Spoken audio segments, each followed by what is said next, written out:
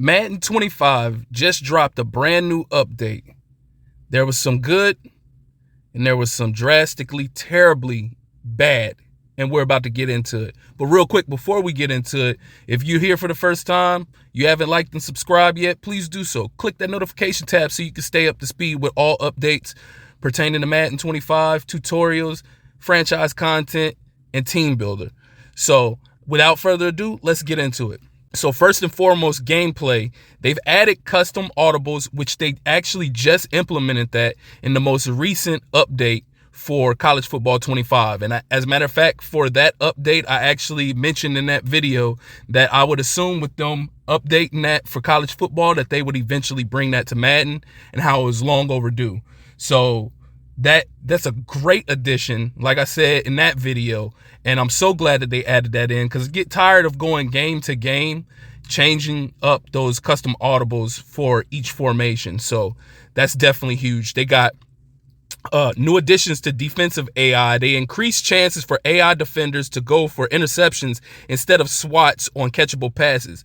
Thank God for that, because every time I play, whether it's against a CPU opponent or a user in our online league, every time they throw it, pretty much 90% of the time that they throw it and the DB is in perfect position to pick it off, he just swats at it. It doesn't even give you enough time to click on to the DB and try to pick. He just swats it away, and that's so irritating. I'm glad they made that adjustment. That's definitely long overdue. They got sideline awareness, improve wide receivers' ability to keep their feet in bounds on sideline catches. I haven't noticed too many issues with that, but if that was a thing, I'm glad they addressed that. Tackling physics, enhance momentum preservation during tackles for more realistic gameplay. You can't ever go wrong with EA making changes to make tackles and anything animation-wise in the game more realistic. That's one of those things that's been much needed, and I'm glad they addressed that as well. On to presentation. They had presentation, new gameplay camera introducing standard alternate, a camera view similar to EA Sports College Football 25's default setting. That's interesting. I might have to go and adjust and set mines to that, because the camera view, that has been a big thing. The standard camera view on Madden this year has been a little wonky, a little different from prior years Madden. I've gotten used to it, but I might have to check it out and see how the new camera setting is, because I like the one on college football. So if I like the one on college football, I should probably try to adjust and put that on Madden as well, even though I have gotten used to the Madden camera view. I'll have to try it out though. Fresh commentary, experience new insights and excitement from Brock Hewitt, Kate Scott, and Mike Tirico. You can never go wrong when they constantly update the commentary. They've done this in prior years. They said they were going to do it in this year, so that doesn't come as a surprise. I just look forward to hearing the new commentary that they added in there. And they also updated new uniforms, which I haven't been able to go through yet, but I will link the dev notes in the description box so you guys can go check out everything for yourself as well. Also, they have new equipment. The Axum full face masks are officially in the game.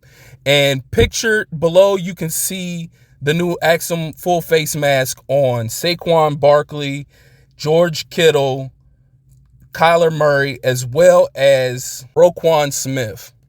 That's a great new addition. Nothing to get too excited for, but anytime you add new equipment in the game, you're going to get some kind of excitement from the fan base. So it might not be the majority of the fan base, it might be a small portion, but anything accessory wise is a good addition. Another thing that I noticed that was in the game that I didn't notice initially, that I didn't report on any of my videos, is that they actually have a shoulder brace or a bicep brace on the arm that's implemented in the game now. So that's pretty dope. I noticed that was pretty dope. But let's get into the real bad news. And thank God that it wasn't done to my franchise. But in Madden 23, they had a hiccup where they accidentally deleted a vast majority of cloud franchises. And they said that they would address this and it would never happen again. And sadly, unfortunately, it has happened again. And from the Madden Direct account, they said, "We are aware and investigating the issue with crossplay. This issue is currently affecting matchmaking and access to both franchise and superstar save files. Franchise and superstar users with leagues that have crossplay enabled will have difficulty accessing save files until this issue is resolved. We will provide updates on this in the thread below. Thank you. That is terrible. That is terrible. That was such a bad issue back in for Madden 23 that Madden 24 was supposedly a make or break year for them. And there was such an uproar from the community.